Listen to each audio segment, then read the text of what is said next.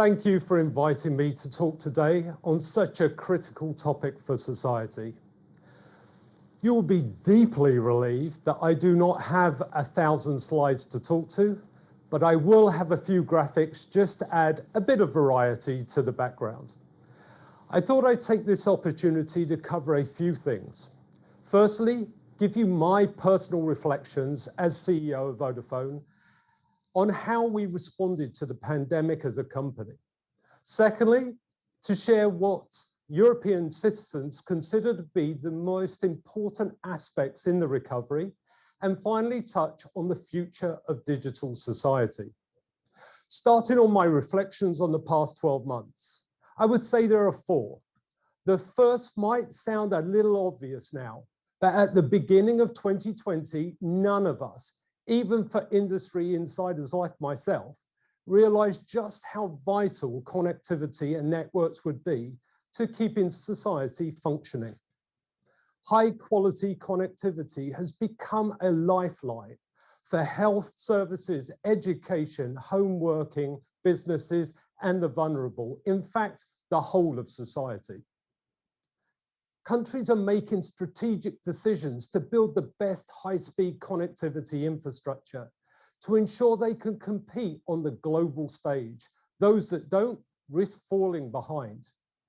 The second reflection I have is the importance to any business of purpose, your North Star, the reason you exist over just making money. When I came into the CEO role, I wanted us to be purpose-led, to enable an inclusive, sustainable digital society.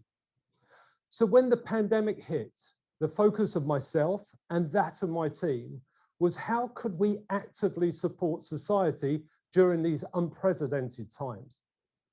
Our response was a comprehensive 5-point plan. We provided connectivity to COVID wards, hospitals and health workers. We zero-rated internet access to healthcare sites to ensure everyone got the advice they needed. We gave students free access to educational sites. We helped millions of people work and study from home, delivering more network capacity to support surging demands for video conferencing. We worked closely with government departments on aggregated, anonymized big data models to understand the spread of the virus.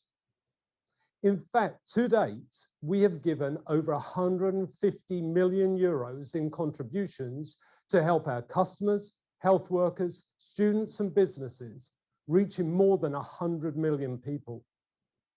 Most recently, Vodafone Foundation committed an additional 20 million to advance digital skills for 16 million people across 14 European markets by 2025. I was also really delighted to see so many other companies step up and make a material contribution in this moment of crisis. My third reflection was regarding my team. It's big, with over 100,000 employees worldwide. Within 10 days, 95% were working from home without any loss of service for our customers, a huge logistical challenge. Since then, my team have worked longer hours, the weekends at personal sacrifice with the single passion of keeping everyone connected.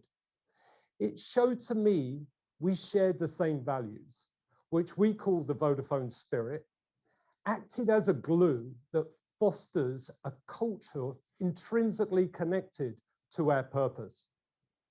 Throughout Vodafone, we had to be agile and adapt to the new working model, increasing communication, empowerment, trust, and ensuring structured well-being support to help address the stress of balancing work and family commitments whilst working from home. We've also reflected on the future of the office. How do we harness the productivity benefits of working from home whilst using the office for moments when it's important to come together, to strategize, brainstorm, advance projects at key steps, and learn and network together? Our focus is on ensuring every individual at Vodafone has the right environment to be at their best and realize their full potential. The combination of purpose, the why, driving the strategy, the what, underpinned by the culture, the how, ensured we did the right things for all stakeholders, customers, governments, employees, shareholders, and charities. However, my fourth and final reflection is that despite all of this, and despite other industries stepping forth to contribute, the crisis has exposed and magnified the digital divide. Public services lacking effective digital tools are stretched and struggling.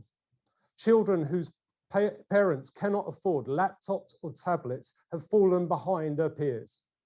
Elderly people who lack digital skills are among those most isolated in our community. Businesses that did not digitize failed to survive. I firmly believe that we, as a society, do not have an ambition, but in fact an obligation to change this. The good news is that I see the desire to make it happen.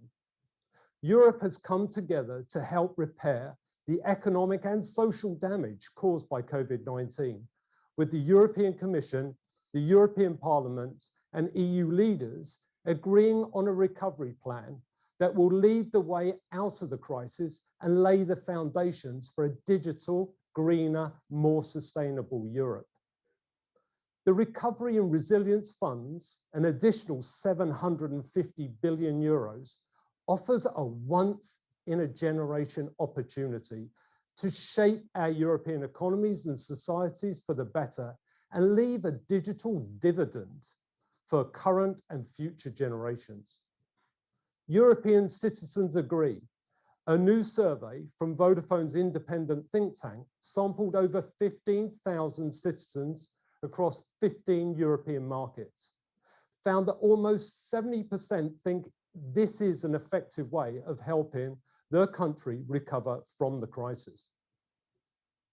Even more important, citizens want to close digital divides and accelerate digital transformation.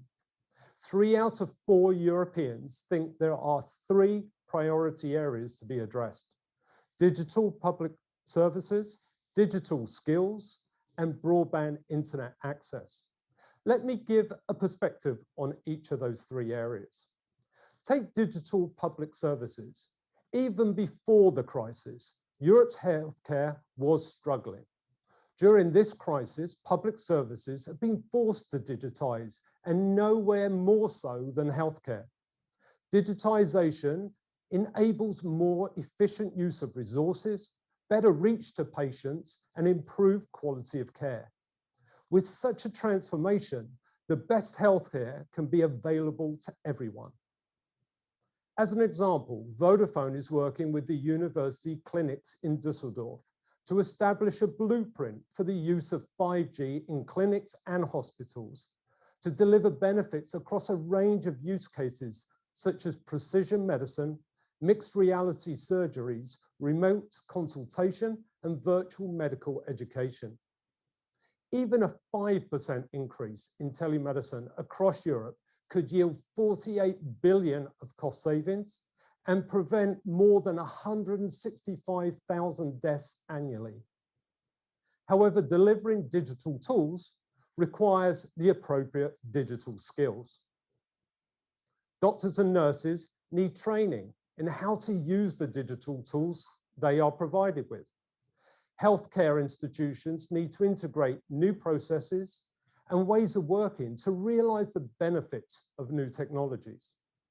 The digital skills gap in Europe is a critical roadblock. 42% of European citizens lack basic digital skills. Europe has a serious shortage of skilled ICT specialists to fill the growing number of job vacancies in all sectors of the economy. Today, Europe has global leadership in many industrial sectors: manufacturing, automotive, defense, energy, space, just to name a few. But critically, the industrial world is merging with the digital world. It will be new digital technologies that will drive the next wave of productivity in most of Europe's traditional industries. If we do not accelerate our European capability, we will lose to China and the US. All of this is dependent on best-in-class digital infrastructure. It's fundamental to Europe's competitiveness. It is far from best-in-class today. It's hard to believe that in Europe, just over 40% of households are not covered by any form of fast connectivity service. Those households cannot work remotely. They cannot access online education or digital healthcare.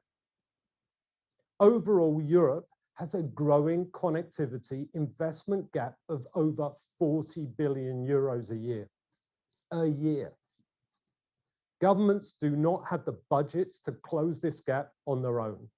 We need a model where policies encourage private investment alongside public funds. As a priority, the recovery funds, combined with private investment, should be focused on investing in rural connectivity to address the digital divide and accelerating the deployment of 5G across Europe alongside the decommissioning of inefficient 2G, 3G technology to enable gigabit connectivity to underpin a globally competitive Europe. I would like to give you one nice, simple example of how transformational gigabit connectivity can be. In Ireland, Vodafone and ESB created the country's first rural digital hub in a small town called Skibbereen. This was focused on rural regeneration. The initiative provides 1 gigabit speeds to the town and gives businesses and social hubs 2 years free gigabit broadband connectivity. This enabled Skibbereen to attract both foreign and national investment, strengthen and grow the community, and support job creation. In addition, workers no longer need to commute to cities, reduce their carbon footprint, and improve their quality of life.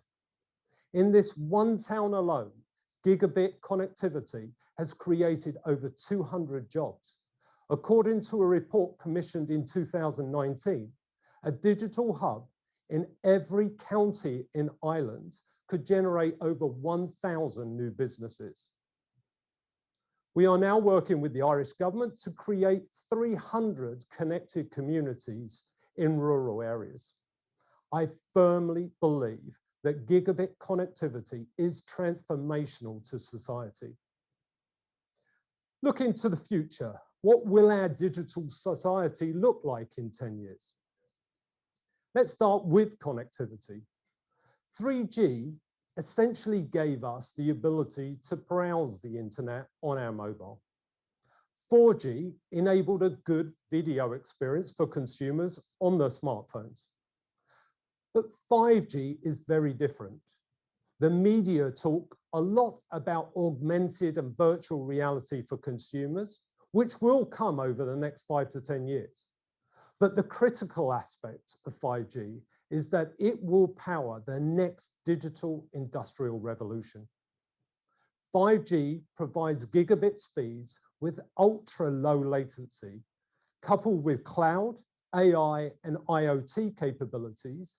It means that you can put computing power at the edge of the network to control real-time numerous devices and services. Take a virtualized factory as an example. We worked with ABB in Italy to enable cobots, robots that collaborate with human colleagues to perform repetitive tasks, shouldering some of the physical burden. 5G enables real-time communication between the robot and operator, so they're able to work efficiently and safely on the production line. AR headsets feed detailed information in real time to workers along the entire production line. This allows workers to adapt more quickly to new areas and use their skills in high-value tasks. We are just discovering the possibilities of how gigabit connectivity and digital technologies can help society improve how we live. To close, we are at a pivotal moment. The digital economy is combining with the industrial economy through gigabit connectivity, edge computing, cloud, AI, and IoT. Europe is already a leader in these industrial sectors, but we have to set a higher ambition for our digital transformation to stay a leader. We cannot risk falling behind in an area which is so critical to European jobs, European industries, and Europe's future as a whole. We have a critical role as leaders to play, building back stronger. You have my and Vodafone's full support.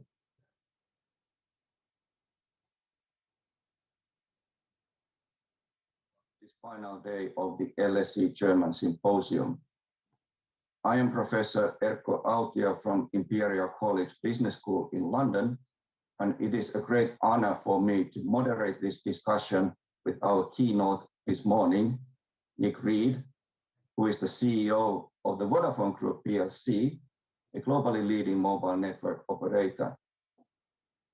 Having heard Nick's remarks, we are now going to have a conversation on how governments and firms can build back better through digitalization and technological innovation during and after the COVID-19 pandemic. This will be followed by questions and answers. Nick, we are honored to have you here, and thank you very much for your remarks. Okay, it's a pleasure. Nick, you observed that the COVID-19 pandemic has greatly accelerated the adoption of digital technologies. Our research at Imperial College Business School confirms that COVID-19 has indeed greatly accelerated the adoption of digital practices by all businesses, but notably by entrepreneurial firms. We know that entrepreneurial firms play a central role in enhancing economic resilience. They hold on to their employees the longest when the crisis hits, and they are the first to start hiring again once the crisis subsides. The COVID-19 crisis might also act as a baptism by fire, so to speak, as entrepreneurial businesses rethink their business models and digitalize them, thereby potentially enhancing their scalability. In your view, what could Vodafone and governments do to help entrepreneurs convert the COVID-19 crisis into an opportunity and boost digital business model innovation? Do you have examples of such actions? Well, okay, I think you're making a really important point here about the importance of SMEs to our overall economy. And I think that just maybe a couple of stats just to emphasize the point you're making. We did a number of surveys. What we found was that 3/4 of SMEs are saying they need support to go on digital transformation journey, that they don't feel they have the full skill set to be able to do it on their own, and they're seeking support, both public and private. The other thing that was very interesting was the companies, the SMEs that are small businesses that had digitized before the COVID pandemic versus the ones that had not, generated 2 times as much opportunities, business opportunities over the pandemic period. So we can really see that digitization needs to be front and center. And so I would be saying to governments, policy setters, we need a clear digitization policy for SMEs. And I would say that essentially it needs to cover 3 things. First of all, it needs to subsidize connectivity. I said in my speech how important connectivity is, and therefore we need to expand gigabit connectivity through Europe. I'd say the second one was around incentives. incentives for SMEs to digitize. And that could be done in the way of vouchers. And Italy is actually currently doing this, giving vouchers for SMEs to buy laptops, digital software to help digitize the business going forward. And then the third one I would say is we have got to get a higher, let's say, digital skill set through online training and support. So I'd say these are the three things that governments need to be doing. What is Vodafone doing? Well, we are leaning very much as a priority into this area. And we have an initiative called the V Hub. This was launched this year. The V Hub is currently in Germany, Italy, Spain, and the UK, and we will roll out across Europe. And the V Hub's purpose is really a free service to all SMEs. You don't have to be a Vodafone customer, to help them understand what digital capabilities can be built over a period of time, what things you need to do that, how do you construct a website as an example, or an app, how do you get e-commerce engine within your business. And we really think this is critical and we want to play a leading role. We obviously deal with all of the high-tech players and we bring the knowledge, experience and tools to the hub to then recommend them to customers. So I'd say doing a lot. That is really interesting. In your remarks, you mentioned the recovery and resilience funds, and you noted that they offer a once in a generation opportunity to shape European economies. Could you comment a little bit further on how these funds should be used to best facilitate that outcome? How should they be allocated to the entrepreneurial sector, for example, given the role of entrepreneurs in this crisis recovery dynamic? How can they be harnessed to make European economies even more digital and therefore more resilient? Yeah, Erkko, you're clearly used to doing multi-level questions. When I stand back, again, let me give a perspective. In Europe today, there are about 25 million SMEs that cover, I want to say there are about 99% of the businesses that exist in Europe. Of that, 1.2 million of those actually don't have any form of digitization in their business at all. So we have to support these businesses. We have to take them on a journey. And I think there are a couple of things that we need to do. As I said, you have to put SMEs and digitization front and center of the recovery fund. I really want to call out Spain as a government. I think they've been very proactive and also very fast on this topic. They have committed already 5 billion euros to SMEs and helping them to digitize and transform their businesses in a whole host of different ways. And I think that was a fantastic initiative, but the important thing is speed. These SMEs have been struggling and they need support and they need it quickly. And therefore getting these funds quickly down into the SMEs is the key aspect. And I would really commend Spain to have done that. It's one thing then flowing money, but what's really important is then we also go through policy reform as well. Because if you're a SME, you're looking at the landscape at the moment, and in technology, you're seeing big digital gatekeepers, huge businesses controlling ecosystems.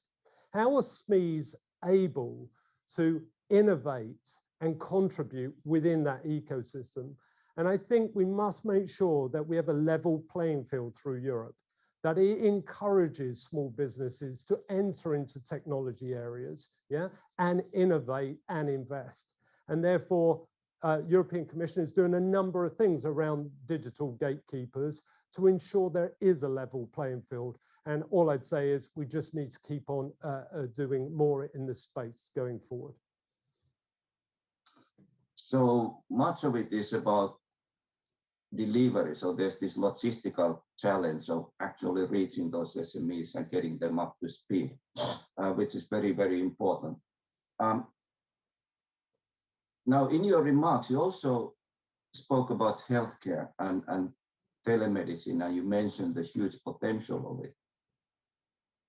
But we also know, especially in healthcare, that the promotion of new solutions such as telemedicine is what's referred to as a wicked challenge. Successful adoption of telemedicine requires coordinated adjustments by multiple independent stakeholders. In the health sector, we have seen numerous moonshot initiatives. And moonshot initiatives are initiatives that seek to advance complex systemic adjustments to address wicked healthcare challenges. In your view, what is the role of moonshots in advancing telemedicine, and is Vodafone doing something in this area? Yeah, look, again, a really important area, and look, I'm just a humble CEO, so it's far from me to be saying what should a moonshot look like for Europe. But if I was going to do my own personal one, I'd be saying that democratization of e-health is the moonshot. I think driven by digitization. I think this is a huge, huge opportunity. And in fact, before the pandemic, we at Vodafone had already decided that we wanted health to be one of the key sectors that we wanted to specialize in and support and put more of our personal investment behind. And so we set up a center of excellence that we experiment with use cases to understand how technology can go to that moonshot of democratization of e-health. What I would say is that in doing so, let me give an example because it probably brings it to life better, is what I've talked in my speech about what we were doing in Düsseldorf, along with University Clinic, in terms of 5G use cases. Also in Greece, we've been working with over 500 doctors and clinics across Greece's mainland and islands, because of course with islands, etc., this is where e-health can really be transformational in terms of specialist advice delivered to remote locations. And we are already impacting 500,000 people's lives through that program. So I'm very, very keen to continue to invest, develop, be on the front edge of what is possible to bring technology to bear in the health sector. I'd say more broadly, I think that there are sort of three key ingredients that I think governments need to reflect on. I think the first one is they have to have a shared vision. Europe has to have a shared vision of that moonshot, that democratization of e-health, and understand what success looks like, and have some key milestones that they want to measure. I think secondly, is ensuring that we develop this twin of investment with the right policy framework to encourage the right investments to go into the right areas. And then thirdly, to my point of public finances can't do this on their own. So those policies need to encourage private investment to come alongside public investment. And this important thing about policies is policies have to shape and encourage with an adequate return on investment. So for that private funds to flow through. So I think if we had these three ingredients, then I would get genuinely excited about the opportunity ahead of what we could do in transforming our society. Thank you, Nick. The healthcare sector indeed is such a large sector in terms of GDP and government expenditure that the kinds of initiatives and of possibilities you mentioned will be really, really important to make the sector more efficient and accessible, as you mentioned, for everyone, to democratize in democratizing the healthcare. I think, can I just build on your point there? You are so right that we have effectively an inefficient system today. We know that we could make substantial efficiency gains and take the efficiency gains and reinvest for a better health system. So for me, this is a priority number one for governments.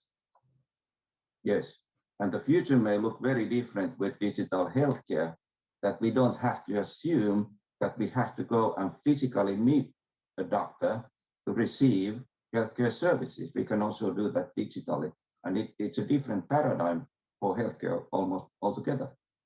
I can imagine it will make a lot of doctors very happy. Yes. About accessibility. So you address the importance of upgrading European digital infrastructures, particularly in rural areas. And there were many related issues here. You spoke about remediating the digital skills gap, which is a big one, and harnessing digital infrastructures to build back green, as you put it. Now, in recent years, Vodafone has become an active participant in numerous open source initiatives that offer such potential. One is the telecom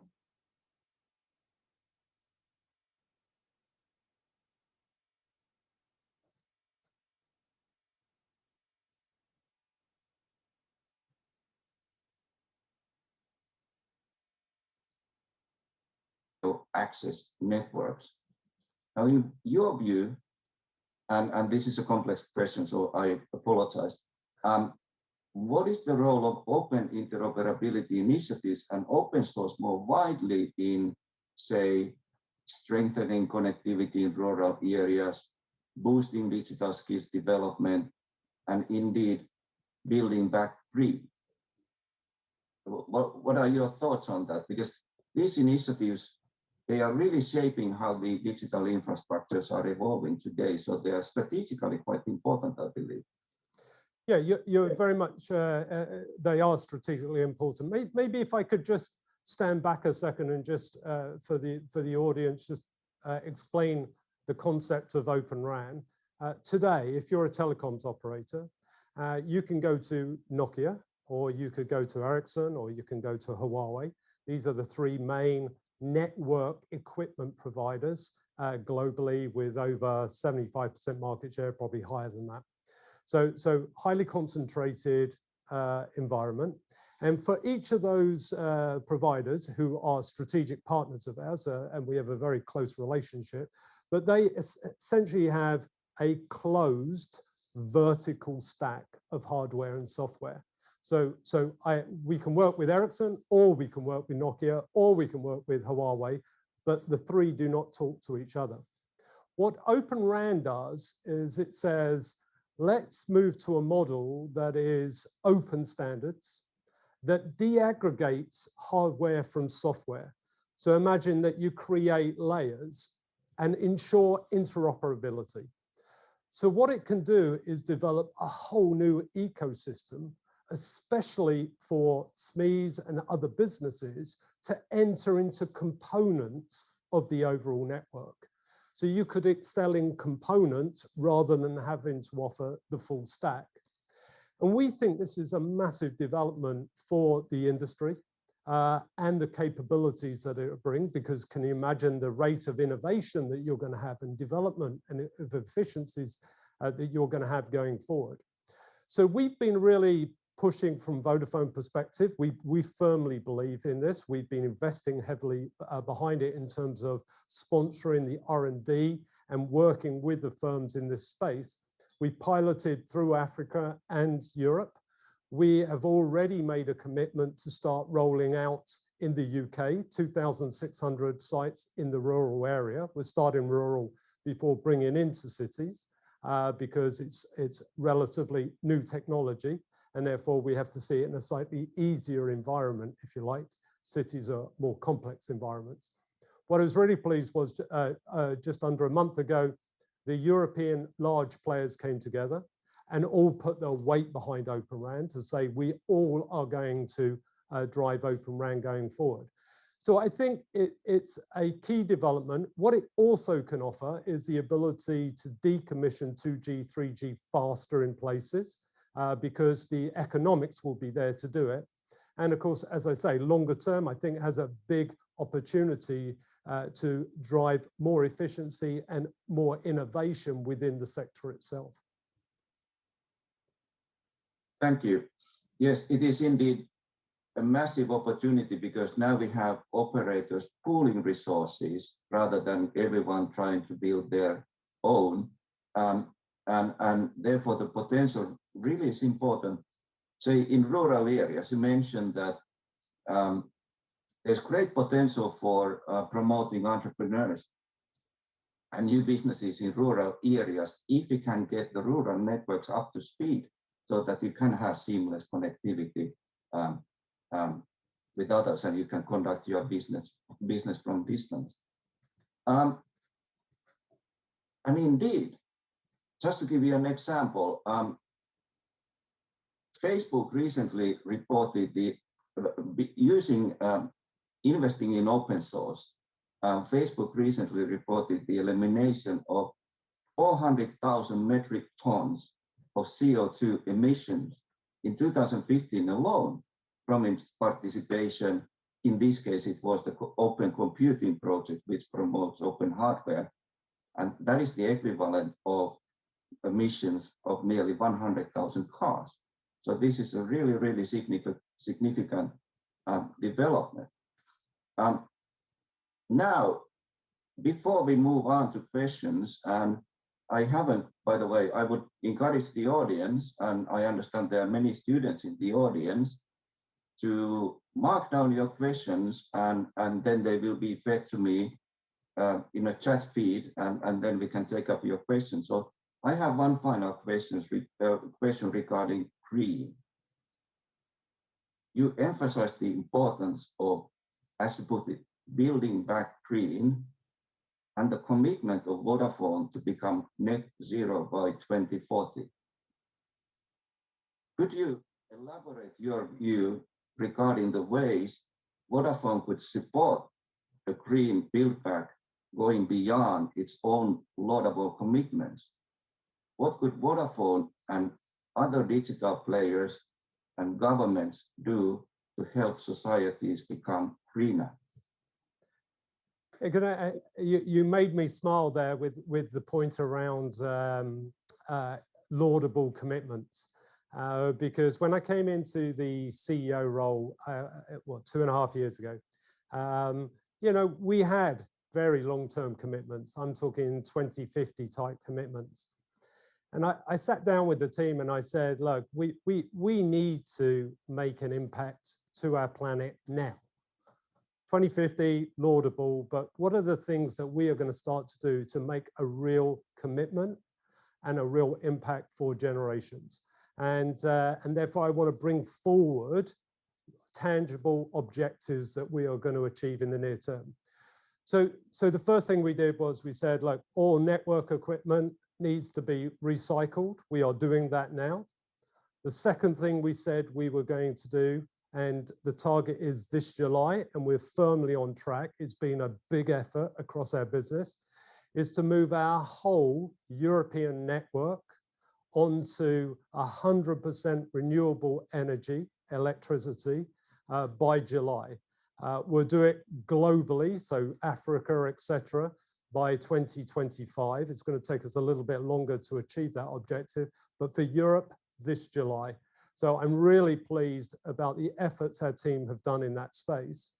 The other thing we went about doing was saying, we need to have our near-term sort of next 3 years, 5 years, 10-year plan and all the different objectives that we're setting out to achieve and initiatives validated officially that they are going to deliver against the targets that we're setting. So we had the special initiative body, SBT, come along and go through all of our initiatives to 2030 and validate that they will, if executed through, deliver against the 1.5% centigrade per the Paris Agreement. So I think we've done a number of things within our business now to be a lot more tangible. I'd say the second thing we really wanted to do was reach out to customers because we can really enable customers to bring down their emissions. So that's our second big target. We are globally the largest player in Internet of Things, IoT, machine to machine connections. We have over 100 million devices connected to our network worldwide. 30% of those have been assessed and confirmed as the sole function is to drive down emissions for the customer. So I think we're making a big headway there in terms of impact. And let me just give you a little nice case study. Spain, we've been working with a province in Spain. And of course, this is all part of smart cities, developments, etc.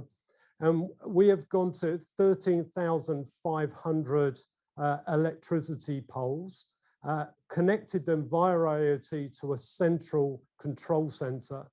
And through the management of those 13,500 poles, they've managed to reduce, and this is quite staggering, I think, reduce the electricity consumption and emissions by 70%. Now, imagine if we have smart cities across the whole of Europe and the world, what a huge impact that would be. So we're very much, again, this is another center of excellence for us, is really focusing on trying to, if you like, imagine what that world will look like for a city, and then doing the use cases, and then sitting down with different counties, different cities to understand what those developments could look like. Oh, this is what you said is really exciting, going to 100% renewable in EU by July.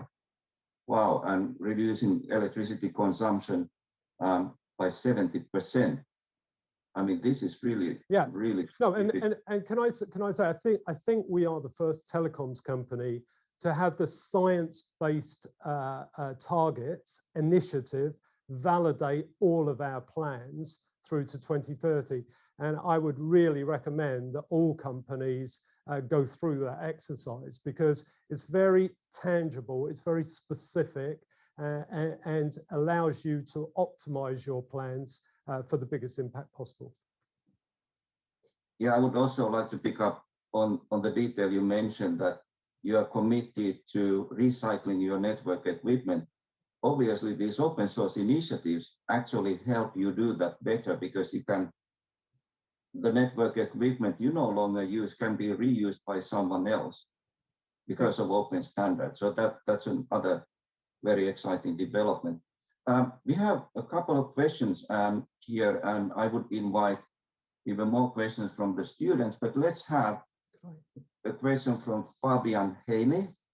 I hope I pronounced your name correctly, from LSE. And Fabian says, I am concerned that the 5G transformation will increase the urban-rural divide as often network infrastructure lags behind considerably in rural areas. Should governments incentivize rural network infrastructure expansion more also by using subsidies? What is your view on that? Well, my answer is firmly yes, because if you go through the details that I've given so far, really the economics are there for 5G in urban areas, in cities, because businesses are there, and therefore our ability to earn a return off the equipment that we put in is there. As soon as you move out into a rural area, we just don't have the density to afford the equipment to go on there. We don't have the demand as strongly. Now, of course, I believe in an inclusive society. I want our network to be covering everywhere. Let me give you a really nice example of how we as an industry are coming together more rather than that we compete as players in the market. But I think what we need to do is come together more on as you say, standards, platforms, technology, sharing infrastructure more, so that we can lower the barrier to having more inclusive societies. But there's also a role for public as well. So the example is the UK. They were going to run a spectrum auction on 5G. And in that auction, they were going to put coverage obligations within the spectrum auction to say, you have to expand coverage to this level, whatever the level was. What we said is, what would be better as an industry is allow the industry to come together, expand geographical coverage. We already do population coverage to 99%, but we'll expand geographical coverage on 4G, which will then ultimately be 5G, 4G from 80% to 95% of the geography of the country. In doing so, we know that the economics are not good for us as single operators, but if we share the burden together, allow us to do more sharing, and then you, the government, contribute public funds to make the economics reasonable for us, all we want to do is earn a reasonable return, then we can roll out. And we agreed that formula, which was a big breakthrough, which meant that coverage obligations came off the spectrum because it was more of an agreement amongst the industry. So the answer is we need new policies, new formulas, more policies on sharing, allow operators to work together more, collaborate more on platforms as well in an open environment. And then please, the Recovery Fund and governments need to put more money in to allow us to earn a reasonable return as we expand. It isn't that the operators don't want to go to the four corners. We do on every single market. It's just we have to earn a reasonable return. Thank you. We have a question from Bobby Vedral, sorry, who is also from LSE and LSE alumnus. Why did European corporates, Bobby asks, and governments miss out so badly on 5G? Well, why did this happen, and what are the lessons learned for the future? I mean, that's a really good question, Bobby. I think if we sit back, we were pretty fast on 3G, reasonable on 4G, and I agree with you, it's been slower on 5G. And so what have been the issues? I would say that freeing up the spectrum, so spectrum is like the lifeblood of operators. We have to have the spectrum. And if it's stuck with some other industry and not freed up for us, then we have to wait. And so that has been an issue. It's also actually been an issue in the US. So China has surged ahead. If I give you a stat, 20% of the population of China will be on 5G this year. You're going to have about 20% of the US next year. And in Europe, it's going to be 2024. So it gives the idea of how much of a lag it is. And to my point about competitiveness globally, I think it's a real issue.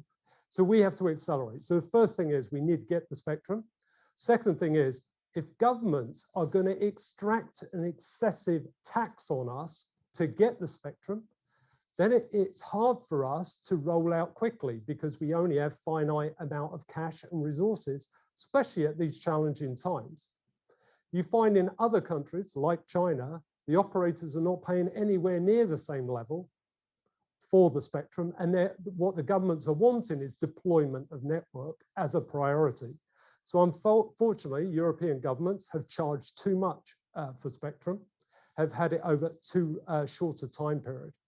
I'd say the third thing then has been the whole security discussion around secure vendors, which was initiated from the US. The US doesn't really have Chinese equipment in any scale within the network, so it hasn't held them back, but it has held us back as we've gone through a very long debate about how we're going to deal with security. Now, security is essential and critical and is my #1 priority as an operator and all operators. We're happy with the EU toolbox, but the EU toolbox has been very slow to be implemented across Europe. We need consistency and speed of execution of the toolbox, so we as operators know where we stand, and therefore we can start to roll out the network. So I'd say these are the three reasons why there's been a slight lag in Europe.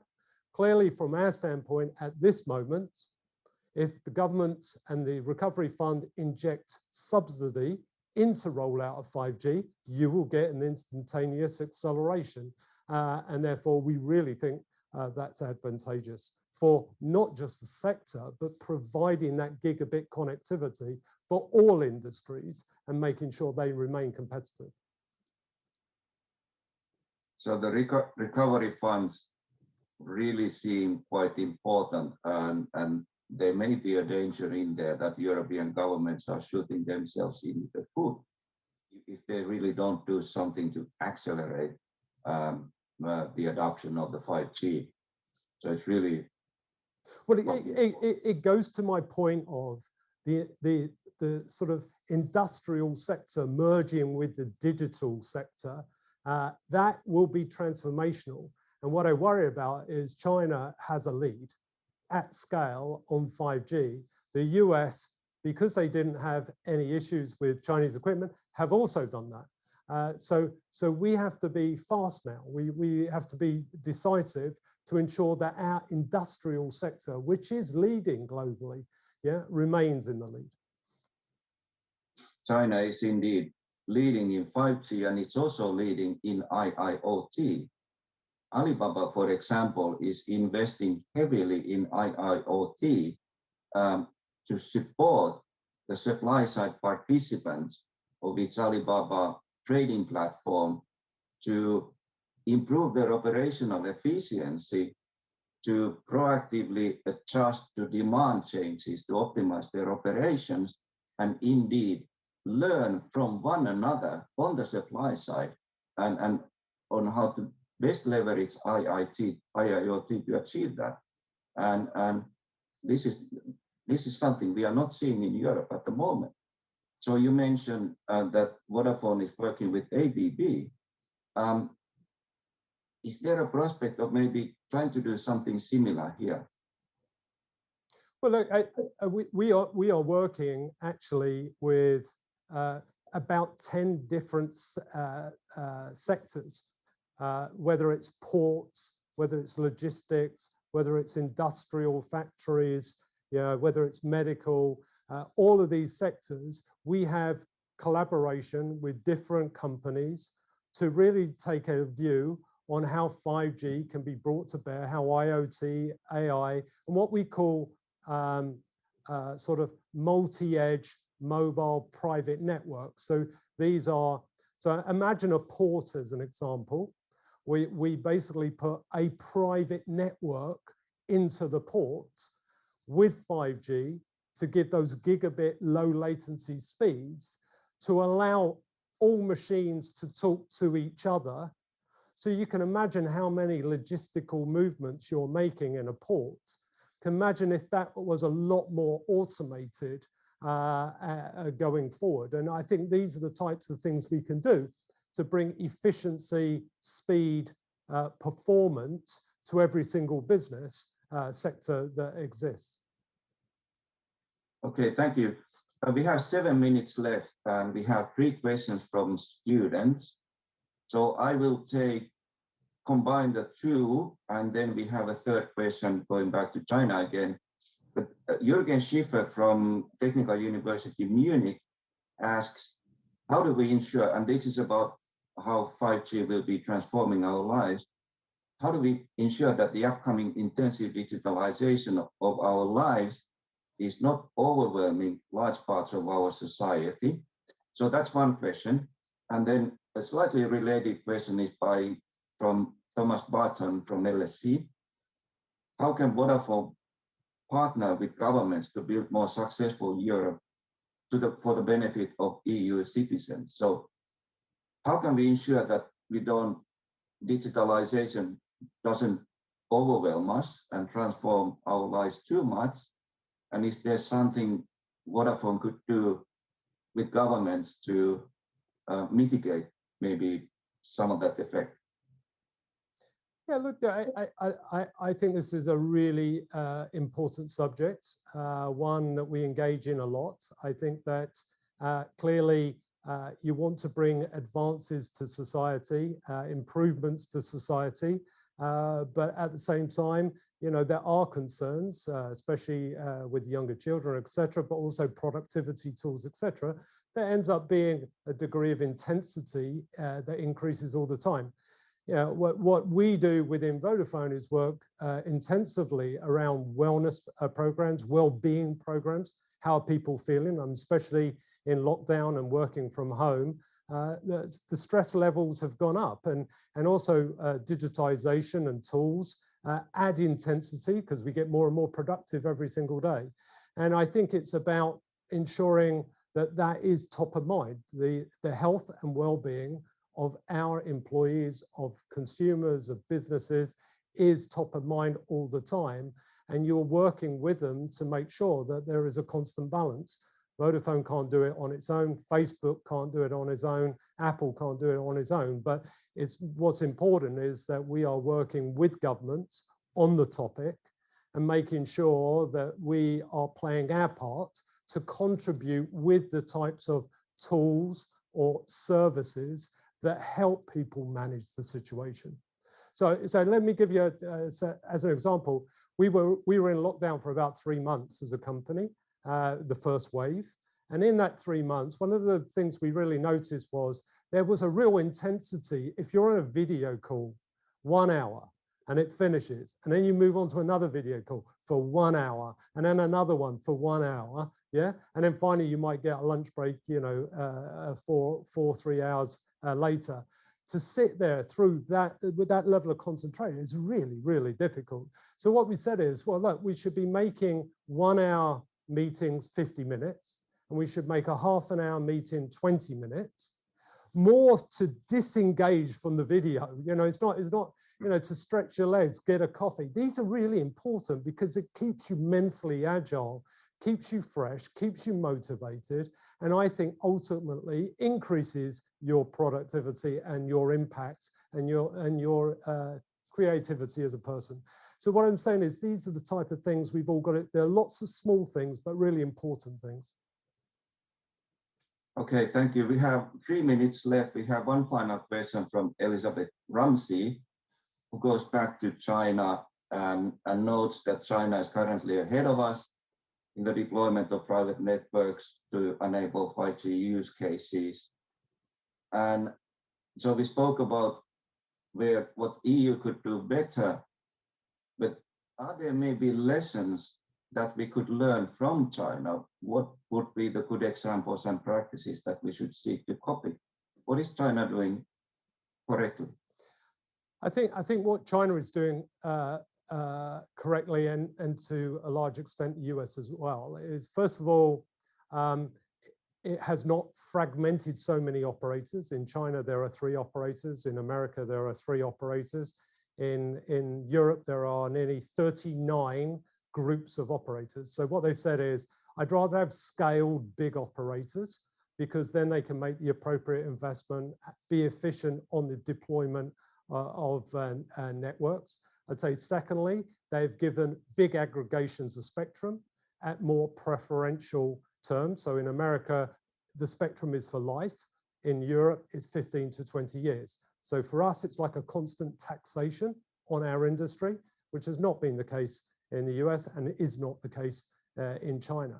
I'd say third thing is they put subsidy where needed to ensure that all aspects of society are covered and not just cities, urban areas, because they understand the economics are not there for the, let's say, the last 30%. So I'd say they've done a number of conscious things, but most important, they recognize 5G was fundamental to their competitiveness as a country.